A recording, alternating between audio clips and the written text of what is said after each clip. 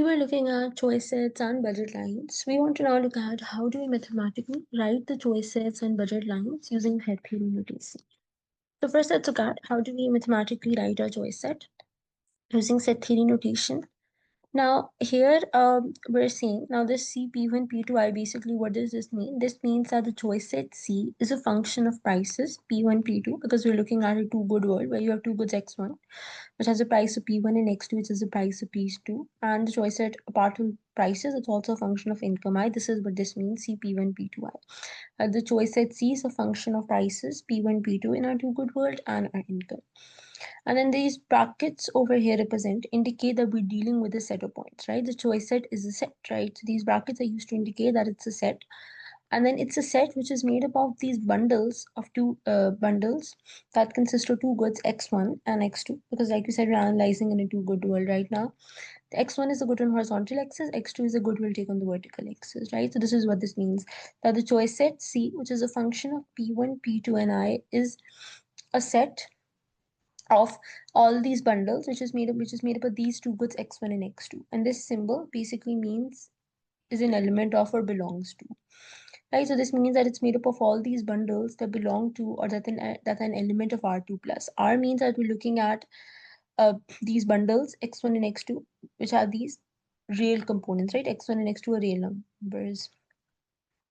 R means that we're looking at real numbers, and the two here refers to we're dealing with two dimensions, because like you said, we're looking at a two good world right now, right? Basically, all these points are made up of two components. One component is X1, one component is X2. Obviously, this is a two good world. If this was a three good world, then this would be X1, X2, X3, and then these points would belong to R3 plus because they have three components, right? So this two refers to we're looking at two dimensions because we're looking in it in a two goods world right now. And the plus here refers to we're looking at non-negative parts of the space where we plot X1 and X2. So R2 plus means the two-dimensional. The two-dimensional comes from the two because it's a two-good world, non-negative space because of the plus.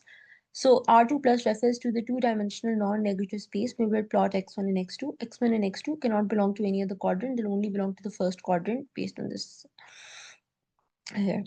Right, so right now, so far I said we have the choice set, which is a function of prices and income. This is a set of all those bundles which are made up of two non-negative real components, such that now this means such that this refers to such that we have this constraint that P1 X1 plus P2 X2 is less than equal to I, because I is our exogenous income.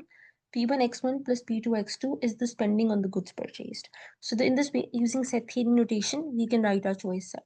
In words, if you were to express this now, this would say that the choice set is the set that contains points with two components, X1 and X2, that are non-negative real numbers and cost no more than income. When we say cost no more than income, this is our constraint that P1 X1 plus P2 X2 is less than equal to I.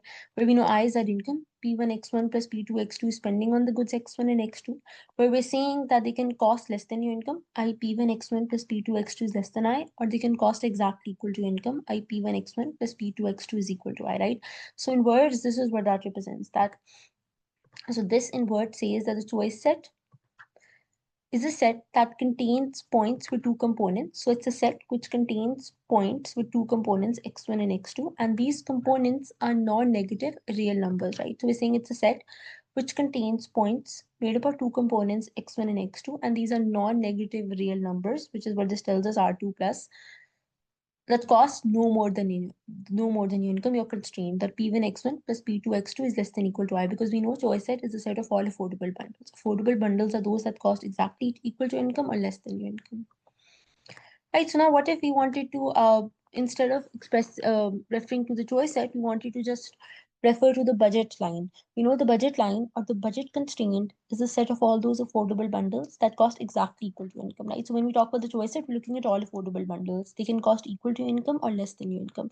But when we specifically talk about the budget line or the budget constraint, it only refers to those affordable bundles that cost exactly equal to income. So it's the boundary of your choice set. So if you wanted to just refer to bundles on budget line as opposed to within the choice set, then in that case, here we had a less than equal to, so we will change this less than equal to in the constraint to just equal to, because we know in the choice set you're looking at affordable bundles that can cost exactly equal to your income or less than your income. But when we're looking at the budget line, we're looking at all those bundles that cost exactly equal to your income. So if instead of the choice set, I wanted to mathematically write the budget line using set theory notation, so instead of this less than equal to in the constraint, all we had to do was replace this with an equal to. Right, as budget line represents all affordable bundles that cost exactly the income. Remember, the budget line is the boundary of the choice set. So mathematically, we can represent the budget line like this. P1 x1 plus P2 x2 is equal to I. This is the equation of the budget line when we plot it in this x1 x2 plane with x1 on horizontal axis and x2 on vertical axis. Because it's all those combinations of x1 and x2 that cost exactly equal to income. So it's all, so P1 x1 plus P2 x2 is your expenditure on x1 and x2, and I represents your income. So it represents all those affordable bundles that cost exactly equal to income. So instead of less than equal to, we have an equal to sign here. Now we can solve this equation for x2 as we are graphing this budget line with x1 on the horizontal axis and x2 on the vertical axis. This will make it easier for us to identify the slope and vertical intercept of our budget line, because we can because the variable that's on, if we solve for the variable that's on the vertical axis in terms of the variable on the horizontal axis, right, then it makes it easy to identify the slope and vertical intercept by comparing it to the general form y is equal to mx plus c. So what we've done is here we made just x2 the subject. Right, so we solved this for x2 and made x2 the subject. Now recall general equation of a straight line is y is equal to mx plus c. Here y, which is a variable on vertical axis, is x2, right? So here, if we compare our equation of budget line, where we have written x2 as a function of x1, and if we compare this with the general equation of straight line, from here we can see that minus p1 by p2 represents our slope, and I by P2 represents our vertical intercept. So when we have this budget line that we're plotting with x1 on horizontal axis and x2 on vertical axis, so we know the equation of the budget line is P1 x1 plus P2 x2 is I, because it's all those bundles of x1 and x2 that cost exactly equal to your income. And from here we can make x2 the subject to identify the slope as the coefficient of x1. So slope here is the negative ratio of the price of good on x-axis, which is x1, its price is P1, divided by the price on good on y-axis, which is x2, which for which the price is p2, and the vertical intercept is I by p2. So in this case, we can mathematically write the equation of the budget line, and once we solve it for x2, we can compare it with the general equation of straight line to identify the slope as the coefficient of x1 and to identify the vertical intercept.